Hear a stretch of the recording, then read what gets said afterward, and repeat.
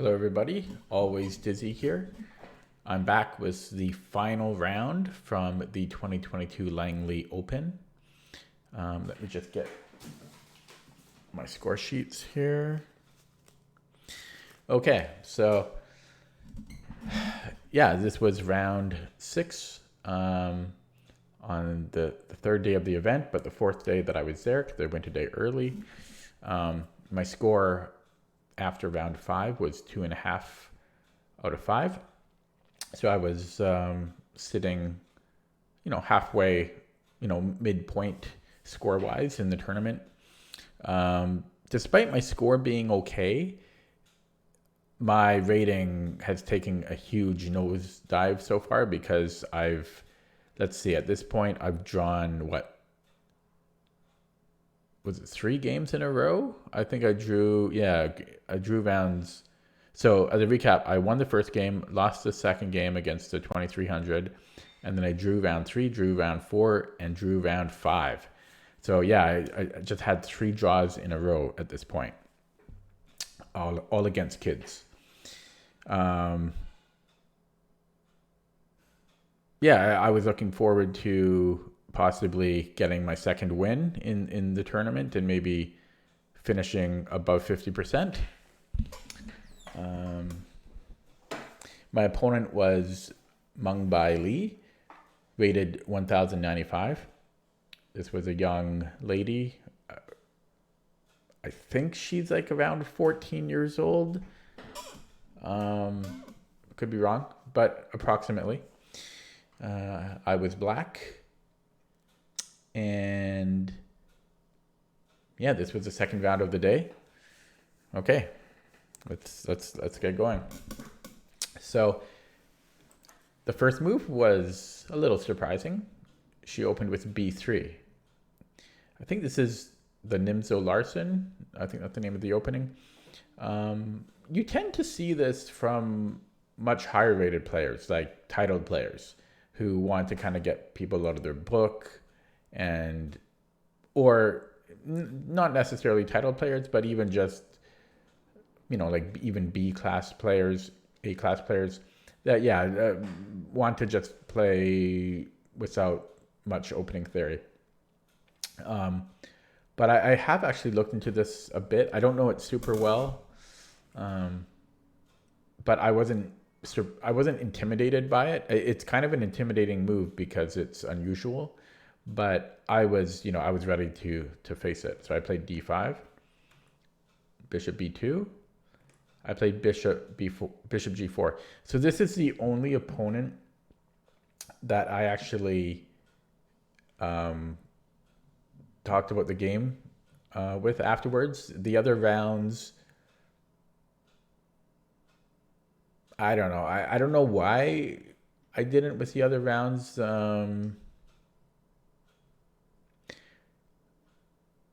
But I think a part of it was that I was tired in the other rounds and I wanted to go get food and so forth.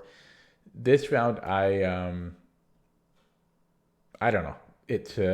Plus she asked me if I wanted to go over it, and none of the other people asked me. Anyways, the reason I say that is because she explained her thoughts to me of her, what she thought about some of these moves. So yeah, Bishop G4 kind of freaked her out. She didn't understand this move, which is kind of funny because it's actually main line. But that's partly the reason I play it, because it looks so weird. Like if you look at it from White's point of view, it just looks completely nonsensical. And I'm not going to bother explaining it in this video. And to be honest, I really don't know it that well, myself. But it is mainline, and basically it's just to get the bishop outside of the pawn chain, essentially. But I just love how weird it looks. She played knight f3. I played knight f6. She played e3. And when she played e3, I was kind of thinking to myself, wait a second, why am I playing bishop g4 if she just gets to play bishop e2? Why put the bishop here? But white doesn't have, it's not a very ambitious opening. So despite my bishop maybe being slightly odd on g4, at the same time, white's pieces and like white doesn't have a huge control of the center, and white isn't really any better developed than me, and so it's kind of like we're kind of an equal footing here. She actually thought I was going to take the knight here, which you can, but it's just not what I played. So anyways, I played e6. She played bishop e2. I played bishop e7. I was really torn on if I wanted to play bishop d6. I thought for a while there if I wanted bishop d6 or bishop e7. Ultimately, I went to bishop e7. She played knight e5. I traded. And I castled, and she castled. So everything is pretty straightforward so far. I played knight b d7. She played f4, which I was expecting. And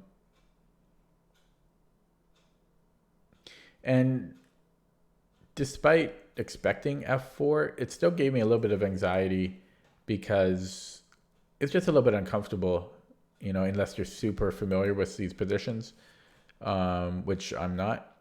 It's a little bit uncomfortable when, you know, there's a bishop facing me, a forwards knight, pawn on f4. It's a little scary, but that's okay. I played c5, which she didn't understand, like why I played it, and it is maybe slightly weird looking. The computer is totally fine with it though. I think I'm trying to remember now why I played it. It was, I think I was trying to encourage d4 so that her bishop would get, you know, kind of shut out. And I thought eventually this will transpose most likely anyways. We'll play c5 eventually anyways. And yeah, I don't think it's a huge deal. Like if I played rook c8 or c5, yeah, but I played I just decided to play c5 first.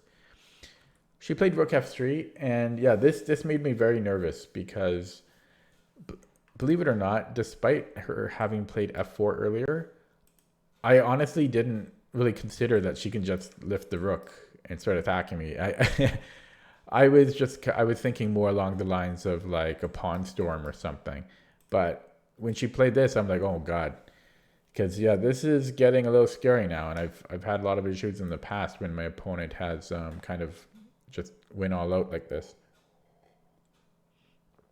So it made me a bit nervous, but I tried to keep a cool head.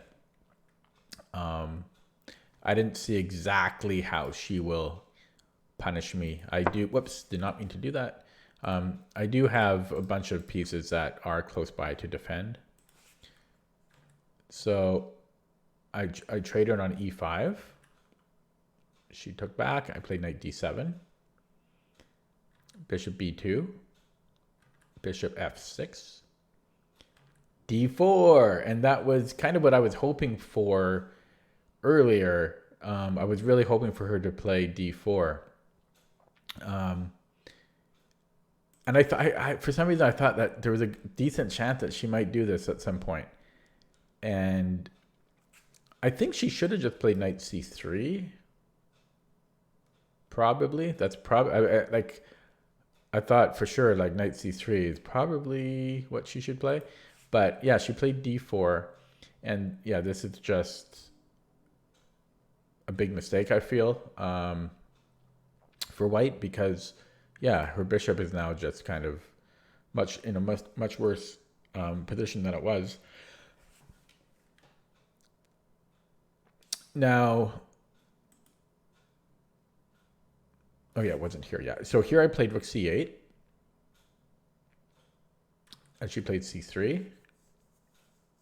And here I had really wanted to play c4, because if she pushes, well, her bishop is like dead forever.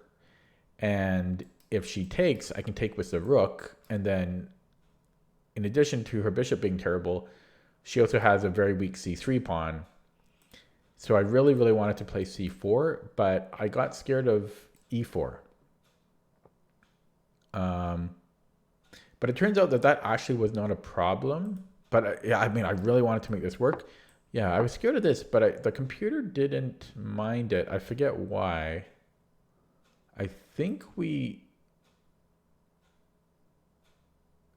take here, if I remember correctly, and the computer was fine with this, but this is, I don't know, this is a little, let me turn on the computer to see if I'm remembering correctly. I haven't looked at this for like 2 weeks. Give it a second to load. Yeah, so e4, it's loading. There we go. Yeah, this wouldn't have been good for white apparently, because after takes. Well, then we can play b5 apparently.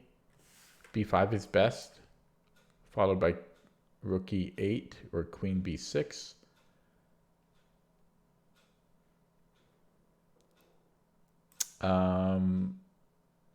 I guess this makes sense because, yeah, her bishop is still bad with these two pawns here.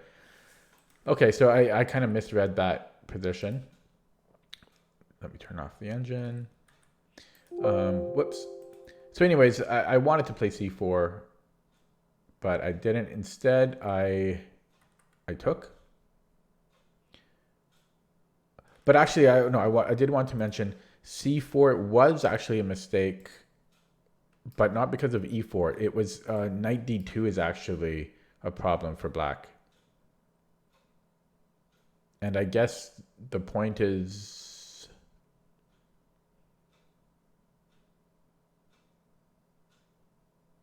I'm not quite sure. Maybe then e4 and then the knight can take instead of the queen. I'm not quite sure. I don't want to look into it right now though. Anyways, I took on d4, and she took with a c pawn. And this is what I was expecting. Like when I took here, I was expecting her to take with a c pawn because it makes sense, right? Because right now she has two pawns on dark squares in front of her bishop. Why not reduce it to one? And now her bishop is close to opening up and it's more powerful. But apparently the computer says that taking with a c pawn here is a mistake. I'm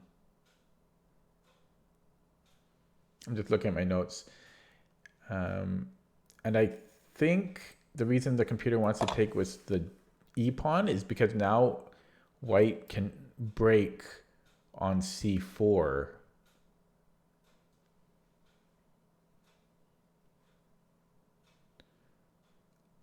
Yeah, I think that's the idea.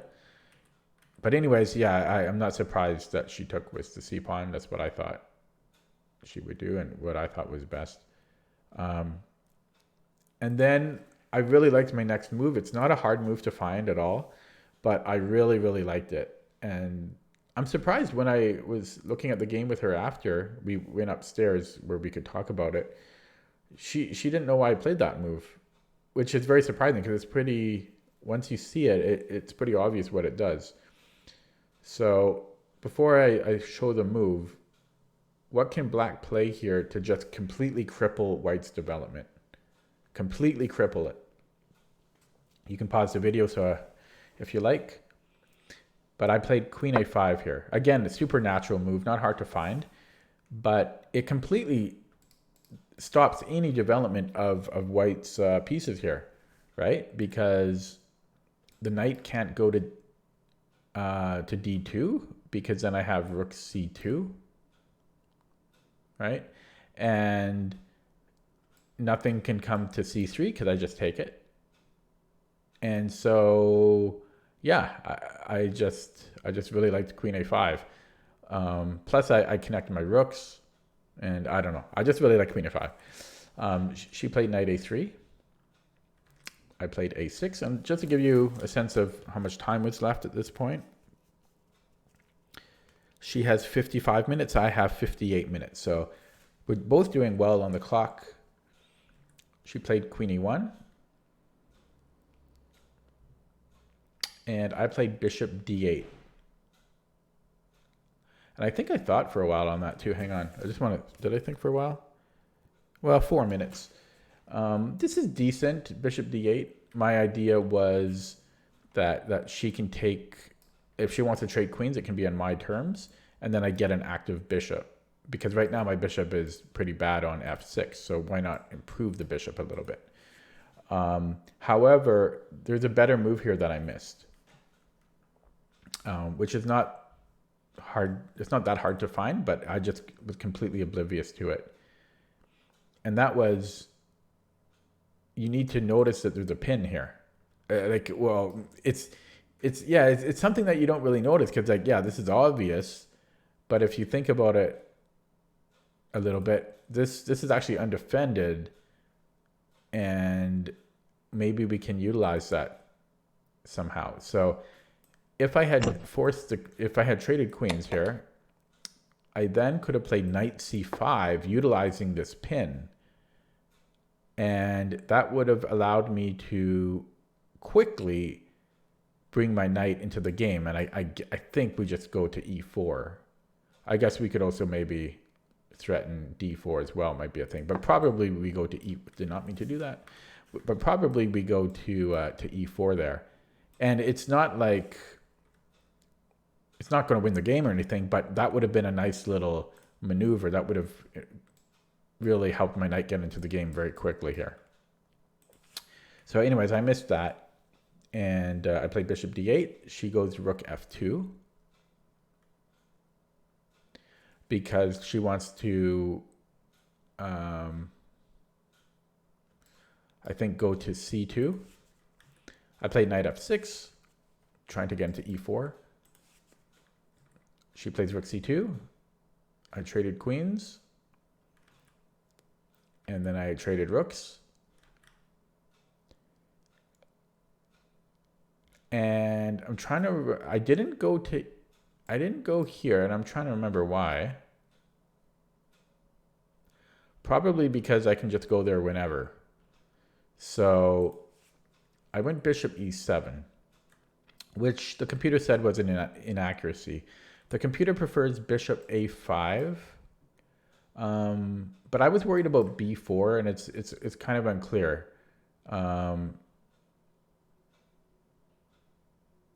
Because I bring the bishop back, and I don't know, I just didn't like that. But I think maybe the computer's plan is that after bishop a5, if b4, then we can just move the bishop back, and now white's pawns might start to get on dark squares, and now his bishop is even worse. But I don't know, that seems kind of risky to me and unclear, so I didn't go with that. And even if he doesn't play or she doesn't play b4, I don't know, it just I felt my bishop was awkward on a5. So anyways, I played bishop e7. She plays rook c1. I played rook c8. She plays knight e1. And I traded. And then I went knight e4. So I'm pretty happy here. My knight is a monster. I mean, that's really the only thing I have going for me here, is that my knight is really strong. But also white's pawns are not well placed because she has the dark squared bishop, so she has a pretty bad bishop. It's not the worst bishop in the world, but it's not so great. I'm also, whoops, I did not mean to do that. And I'm also controlling the f8 a3 diagonal, so so her bishop really only has like one square to go to. It's pretty much dominated right now. She played knight d3, and I played king f8. So here I thought for a very long time, move 25. Well, 7 minutes, but 7 minutes is pretty long at this point in the game. I really wanted to make knight c3 work.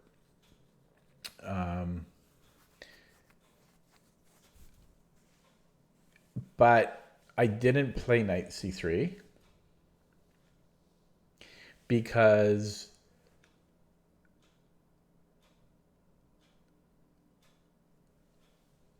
of bishop d2. And then my knight gets trapped. So for example, knight c3, bishop d2. If I take on a2, how do I escape? And I looked at, okay, possibly then we go a5, but still we can't. It's still, yeah, it just didn't look good. It turns out that you can actually play knight c3, but not to any advantage. It's just equal. But it's way too risky of a move, of my knight possibly getting trapped there.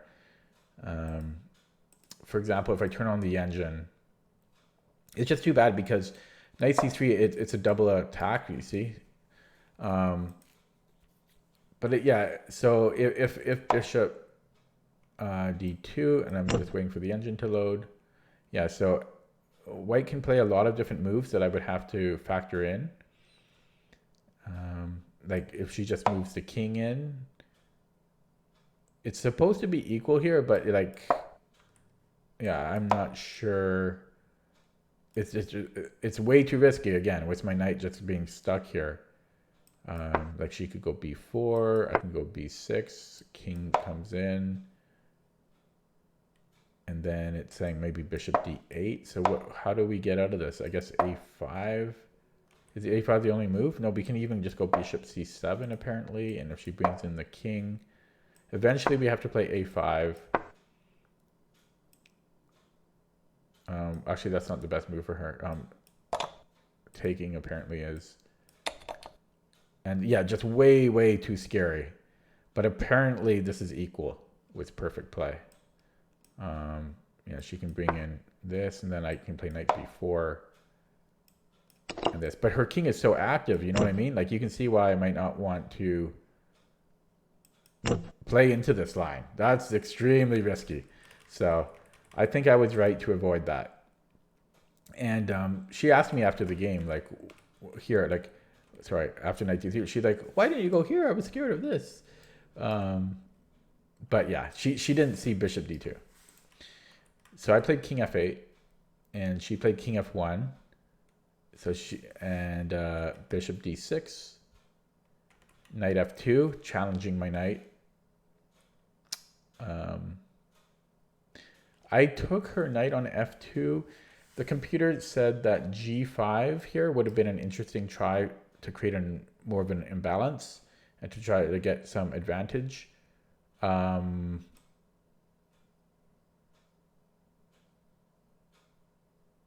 Yeah, this mixes things up a little bit.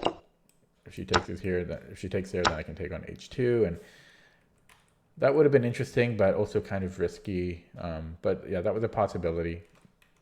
But she took back, and here I played f5. And perhaps this locks up this position too much, but my thinking was I wanted to put all my pawns on light squares because she has a dark squared bishop and I have a dark squared bishop, so putting all my pawns on light squares should be good for me. One downside to doing this though is, I don't get a pawn break. I get less breakthroughs, and it's less options for me. But yeah, I played f5. I think the computer was. I think the computer just said that this is dead equal, so it doesn't really care what you play. She played g3. I played king e7. She played king e2. Bishop b4. Bishop d2. I took. I debated not taking, but I just didn't see this going anywhere. So I took, she took back. And then here I offered a draw after king d7. And she said something like, let's keep playing on. And then she thought for about a minute, and then she said, okay, draw. So my fourth draw in a row. 4 draws against kids. Now, it's frustrating. And they were all against like 1,000 rated kids. And every time I do that, I was losing like 14, 15 points from my rating. Every time I draw a 1,000 rated kid. So this was a very frustrating tournament for me. I think I played decently. Yeah, I missed a few little things throughout the tournament, but overall, I think I played decently. And these kids are just really strong and, dare I say, underrated. You can make this judgment for yourself. You can look through, you can look through the last 4 games I played, and let me know if you think they're underrated or if they're fairly rated or accurately rated. Um,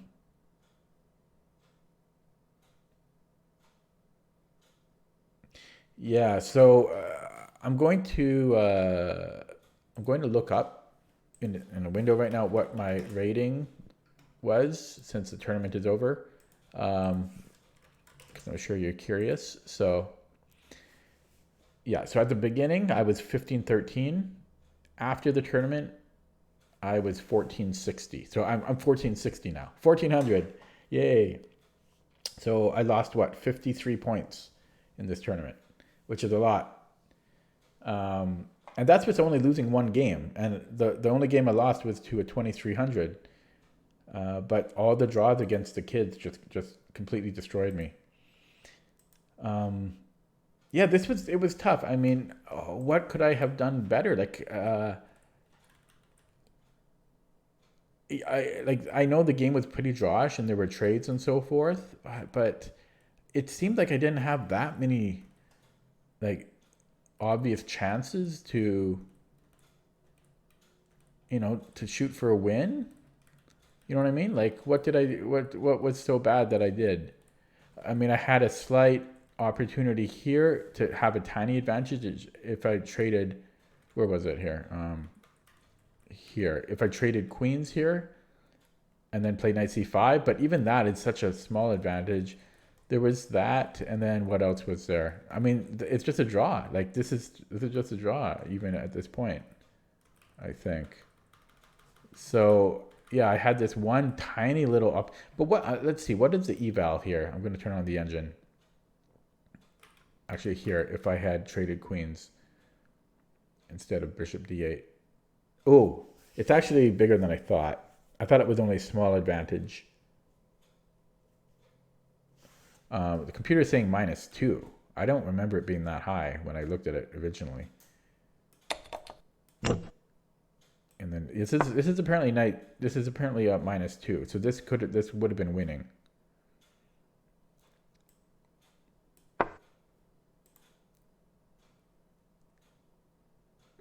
Not here. I mean that maybe he goes to rook f1. Maybe this way. And then. Oh yeah, we would win how would this work? Then we go bishop e7 or even h12. So I guess this would have been, that would have been a winning opportunity. So I did miss that. And then earlier on, did I really miss much? I don't think I did.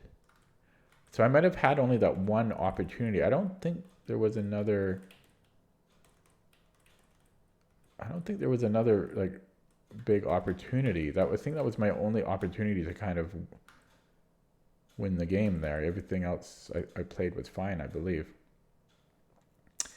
Yeah. So anyways, that was a 22 Langley Open for me. Lost 53, 54 points. Tough one. There was a lot of traveling involved. It was expensive. Kind of sucks.